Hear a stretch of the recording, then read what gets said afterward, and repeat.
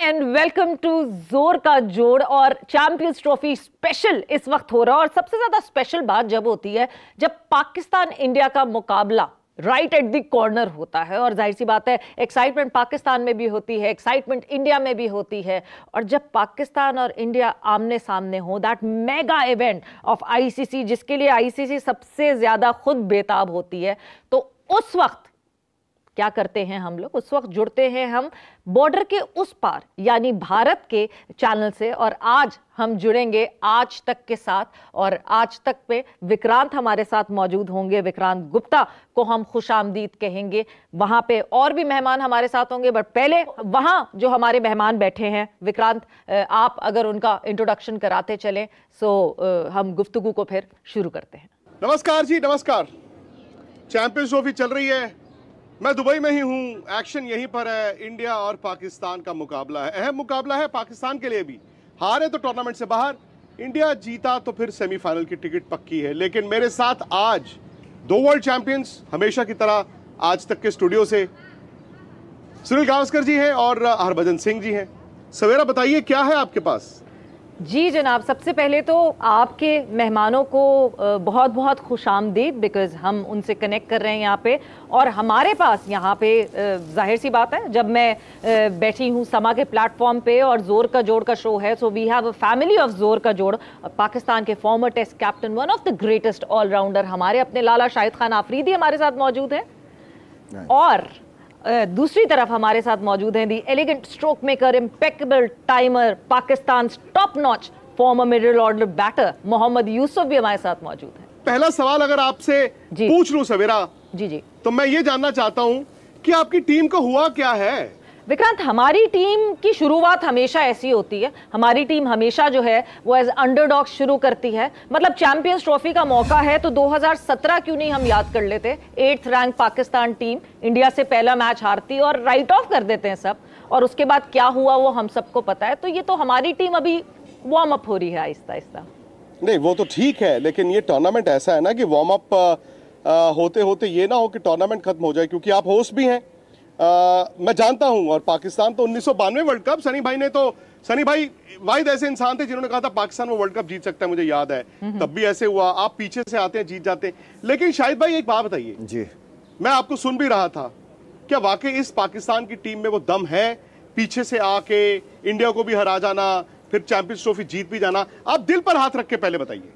नहीं, मैं जो भी बात करता हूँ दिल पे हाथ रख के ही बात करता हूँ, और जो बात समझ आती है वो उस बात को लाजमी करता हूँ।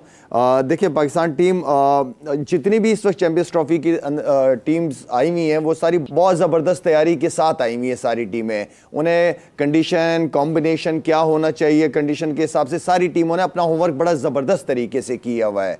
हम यहाँ पे थोड़ा सा सिलेक्शन के हवाले से मैं समझता हूँ कि 2-3 एक ओपनर, एक मिडिल ऑर्डर एंड देन एक अच्छा जेन्युइन स्पिनर आपके पास बेंच पे बैठा हुआ होना चाहिए था। तो यहाँ पे मैं समझता हूँ कि थोड़ी सी गलती हमसे बिल्कुल हुई है, हमारी सिलेक्शन कमेटी से गलती हुई है। और जिस तरीके की हमने लास्ट मैच की क्रिकेट खेली है, मेरे ख्याल में हम न्यूजीलैंड से बैटिंग भी अच्छी नहीं कर पाए, हम बॉलिंग भी अच्छी नहीं कर पाए। आखिरी के ओवर्स हम हमारे स्पिनर से जो एक्सपेक्टेशन थी, क्योंकि स्पिनर नहीं थे तो एक्सपेक्टेशन हमारी कंडीशन के हिसाब से ज़्यादा थी स्पिनर से, वो भी हम नहीं कर पाए। थोड़ा सा हमने कप्तानी के हवाले से कुछ डिसीजन मैच के हिसाब से हमने सही नहीं लिए, जिसकी वजह से हम मैच आ रहे हैं। और जब सारी टीमें अच्छी तैयारी के साथ आई हुई होती हैं तो फिर गलती की गुंजाइश कम होती है। आपको तीनों बैटिंग, बॉलिंग एंड फील्डिंग तीनों के अंदर 100% देना पड़ेगा, जब जाके आप अच्छी और बड़ी टीमों के खिलाफ जीत पाएंगे। शायद मैं एक चीज जो देखी, कराची में कंडीशंस भी मुझे लगता है पाकिस्तान ने शायद मिसरीड की। दूसरी बात है, जब आप 321 चेज करते हैं और शाहिद आफरीदी, मोहम्मद यूसुफ, हम दो ऐसे बल्लेबाज जानते हैं जो जिनका खौफ था।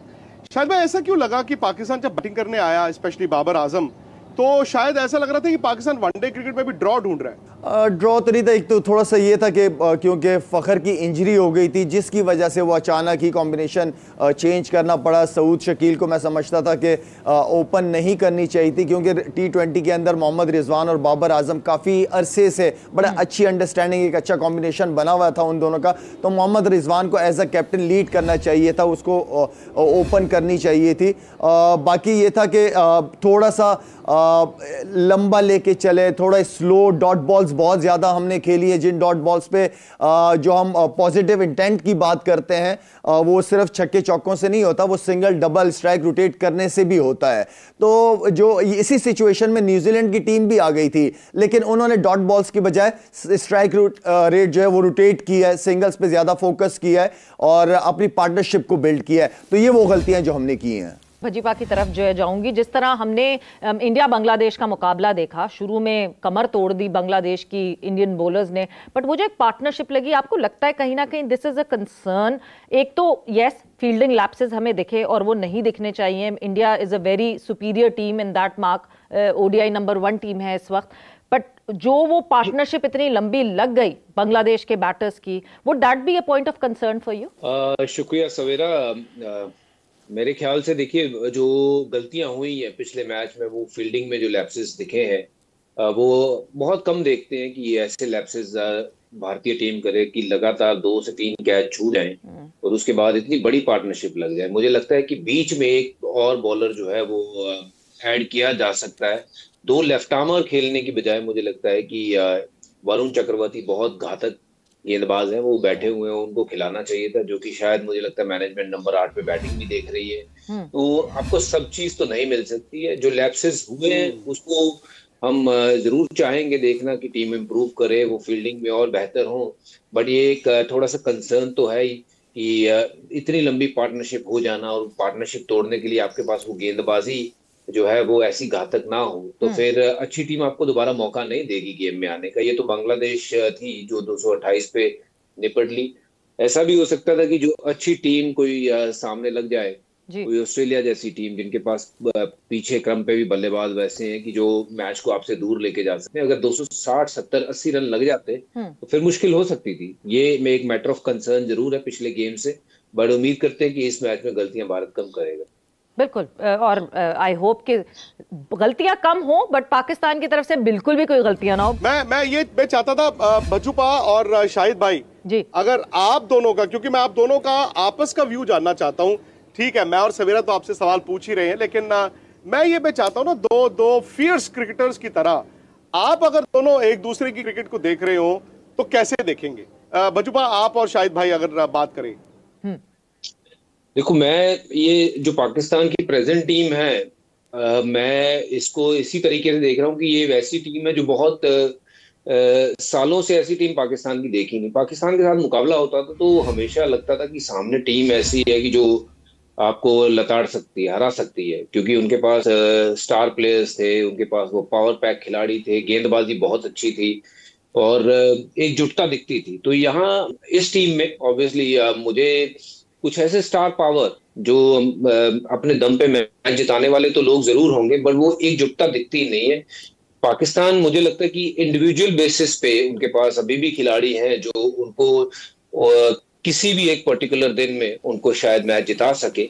पर जब कहे ना कि ज्यादातर आपके पास 6, 7, 8 खिलाड़ी ऐसे होने चाहिए जो आपको चैंपियनशिप जिताते हैं, वैसी टीम मुझे नहीं नजर आती। हो सकता है मेरा नजरिया ऐसा है, बट ये टीम को अगर मुझे कंपैरिजन करना होगा 90s की पाकिस्तान की टीम या अर्ली 2010 तक की टीम या 11-12 तक की टीम, तो वो बहुत सॉलिड टीम्स थी। हमेशा उनके सामने मैच खेलने में लगता था कि मैच होगा, सामने दमदार टीम है। तो ये शायद अब चीजें वो है कि भारतीय टीम के पास खिलाड़ी भरपूर है, नो डाउट। 17 में आप जीते हो, वो भी एक वो बड़ी जबरदस्त इनिंग फखर जमान की, वो इंडिविजुअल ब्रिलियंस के हिसाब से मैं कहता हूं कि वो आप सीरीज जीते हो।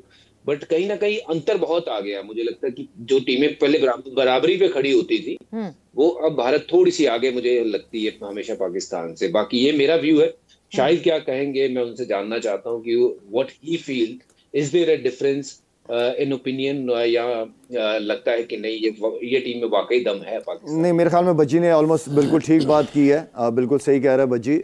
90s की टीम के साथ इसको टीम को तो नहीं, पाकिस्तान की टीम को हम कंपेयर कर सकते हैं।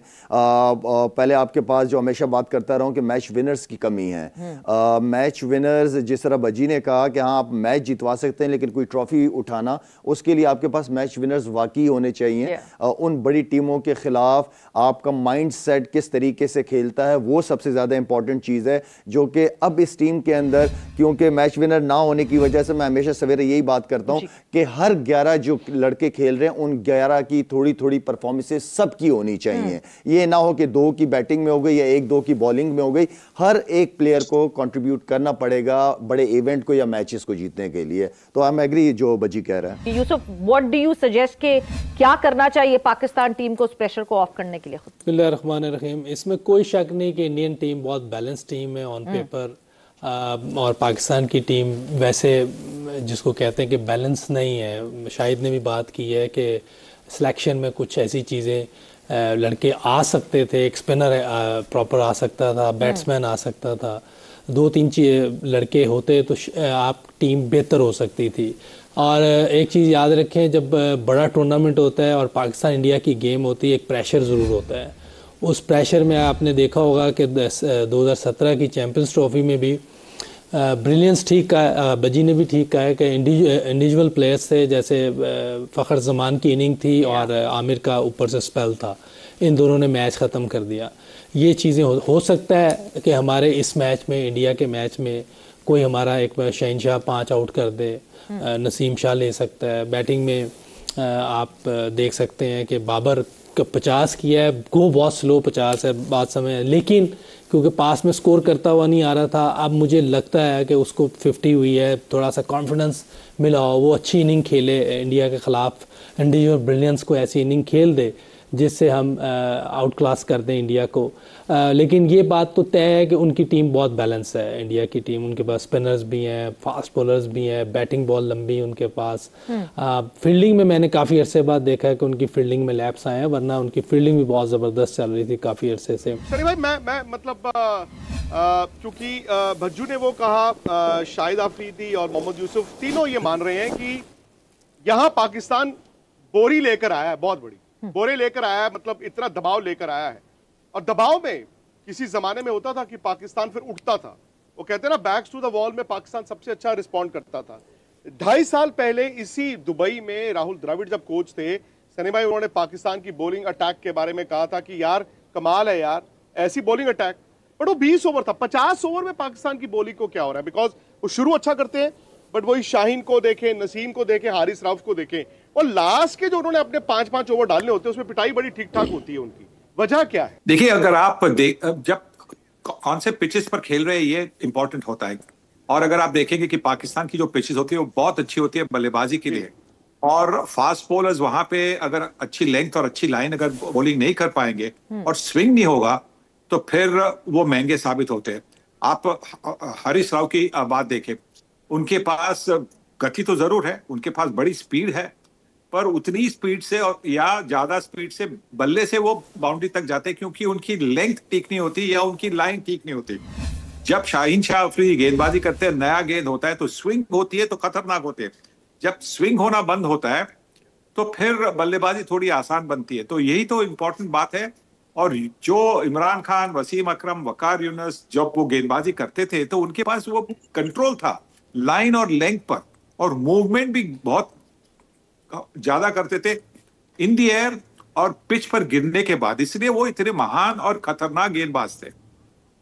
या सनी भाई, अगर आपको मेरी आवाज आ रही है तो मैं आपकी तरफ वो सवाल लेकर आऊंगी। मैं चारों को सवेरा अगर एक सवाल देना चाहता हूं, क्योंकि हरभजन सिंह यहीं पे थे, बज्जू यहीं पे थे, IL T20 जब चल रहा था और उन्होंने इन कंडीशंस को बड़ा नजदीक से देखा। तो मैं सिर्फ इतना जानना चाहता था सवेरा सबसे कि एक थॉट है, एक स्कूल ऑफ थॉट ये कहता है कि अगर फ्लैट विकेट हो तो इंडिया को एडवांटेज है, और जिस तरह की विकेट पे कल बांग्लादेश, परसों बांग्लादेश और इंडिया का मैच हुआ था, उस तरह की विकेट पे पाकिस्तान का चांस बढ़ जाता है। तो मैं चाहता हूं चारों अगर छोटा छोटा इसका जवाब दे, सनी भाई, भज्जू, शाहिद भाई, यूसुफ भाई, उसके बाद फिर सवेरा आप सवाल कीजिए। सनी भाई, आपसे शुरू करते हैं। नहीं, शायद नहीं, क्योंकि भारतीय टीम के पास जो स्पिनर्स है, जो 3 स्पिनर, शायद वो 4 स्पिनर भी खिला सकते हैं अगली मैच में पाकिस्तान के खिलाफ, क्योंकि शायद हर्षित राणा को वो रिजर्व में रखेंगे, वरुण चक्रवर्ती को स्पिन के लिए वो टीम में शामिल कर सकते हैं, क्योंकि हमने देखा है कि हाँ, जो कल की मैच हुई थी बांग्लादेश और इंडिया, वहां पेसर्स ने विकेट तो ली थी, पर ज्यादा मतलब जो कंट्रोल था रन्स पे वो स्पिनर्स का कंट्रोल था, दोनों तरफ के स्पिनर्स। तो मुझे लगता है कि शायद ये भी हो सकता है, और अगर वैसा हुआ तो मुझे लगता है कि भारतीय टीम का पलड़ा भारी होगा, क्योंकि भारतीय टीम के पास अच्छे स्पिनर्स हैं। ये नया थॉट है, बजुबा आप क्या कहेंगे इस पे?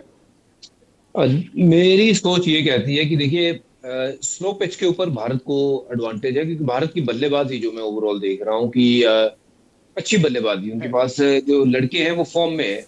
शुभमन के रन लगे हुए हैं हाल फिलहाल में, इंग्लैंड के सामने बहुत अच्छा खेले। कोहली के रन चाहे नहीं आए, बट उसके इर्द गिर्द जितनी भी बल्लेबाजी है, केएल है, रोहित के रन बन रहे हैं ऊपर से, तो वो मुझे लगता है कि टीम में माहौल ऐसा है कि रन बना देंगे। अक्षर पटेल भी अच्छी फॉर्म में, चाहे कल आउट हो गए।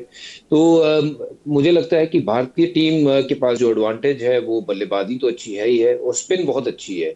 और मैं उम्मीद करता हूं कि वरुण खेले, चाहे एक लेफ्ट आर्म स्पिनर हम कम कर दें दोनों में से, तो फिर वहां भारत का एडवांटेज और बढ़ जाता है, क्योंकि वरुण को वैसे भी पाकिस्तान ने एक मैच में खेला, वो T20 वाले फॉर्मेट में, बट इस फॉर्मेट में इनको खेला नहीं है, और तब वरुण पके नहीं हुए थे, अब वरुण पके हुए हैं।